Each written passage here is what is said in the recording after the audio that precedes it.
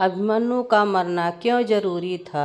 दोस्तों, श्री कृष्ण को पता था कि कौरव अभिमन्यु को चक्रव्यूह में फंसाकर मार देना चाहते हैं, लेकिन फिर भी श्री कृष्ण ने अभिमन्यु को नहीं बचाया।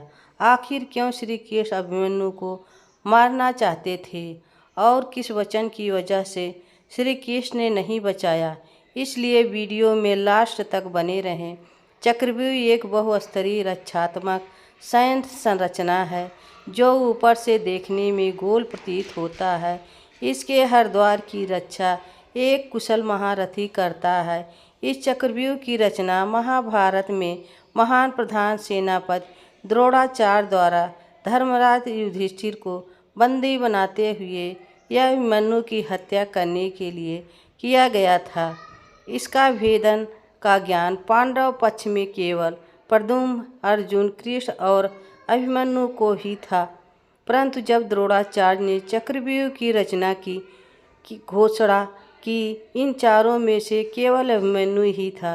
अभिमन्यु ने चक्रव्यूह भेदन अपने माँ के पेट में ही सीख लिया था। जब अर्जुन ने सुभद्रा को चक्रव्यूह भेदन करना बताया था, परंतु सुभद्रा के बीच में ही नींद आ गई, इसलिए चक्रव्यूह से निकलने का मार्ग नहीं जान पाए थे। अतः जब चक्रव्यूह में अभिमन्यु ने प्रवेश किया तो उसने 6 द्वार तोड़ दिया और 7वें द्वार पर कौरव पक्ष के सभी महारथियों ने मिलकर उसका वध कर दिया। महाभारत के युद्ध में सभी महारथियों में एक नाम अभिमन्यु का भी है। माना जाता है कि श्री कृष्ण को पता था कि अभिमन्यु के साथ कौरव क्या करने वाले हैं, लेकिन इसके बावजूद भी अभिमन्यु को नहीं बचाया। श्री कृष्ण ने अभिमन्यु को क्यों नहीं बचाया? महाभारत में अर्जुन पुत्र अभिमन्यु का नाम गिना जाता है। अभिमन्यु को लेकर एक कथा वर्णित है कि वह बहुत कम उम्र में युद्ध कौशल में निपुण हो गया था और जब महाभारत का युद्ध आरंभ हुआ तब अभिमन्यु 16 साल का था और कौरवों के कई महारथियों को अभिमन्यु ने हार का मुंह दिखाया था। ऐसा माना जाता है जब युद्ध में दुर्योधन चक्रव्यूह में फंसाकर अभिमन्यु की हत्या कर देना चाहता था, तब श्री कृष्ण को यह सब पहले से पता था कि अगले दिन युद्ध में अभिमन्यु के साथ क्या होने वाला है।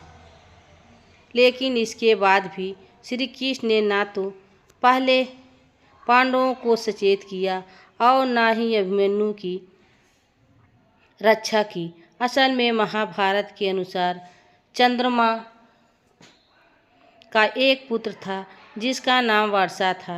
धर्म के लिए जब यह तय हो रहा था कि हर देवता के एक एक पुत्र धरती लोक में जन्म लेंगे, तब चंद्रमा यह नहीं चाहते थे कि पृथ्वी लोक में उनका पुत्र जन्म ले और वहाँ अपने पुत्र से बहुत प्रेम करते थे।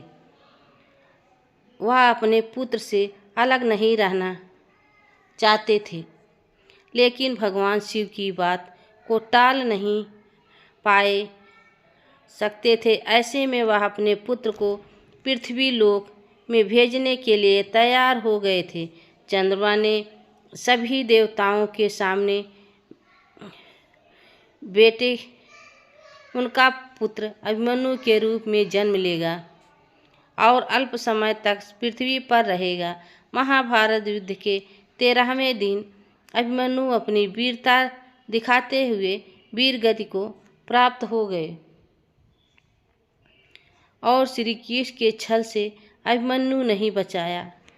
तो इस तरह से श्री कृष्ण ने महाभारत के युद्ध में अभिमन्यु के प्राणों की रक्षा नहीं की थी। दोस्तों, यह वीडियो आप सबको कैसी लगी कमेंट में ज़रूर बताना।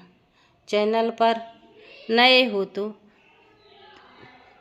लाइक सब्सक्राइब ज़रूर करना। तब तक के लिए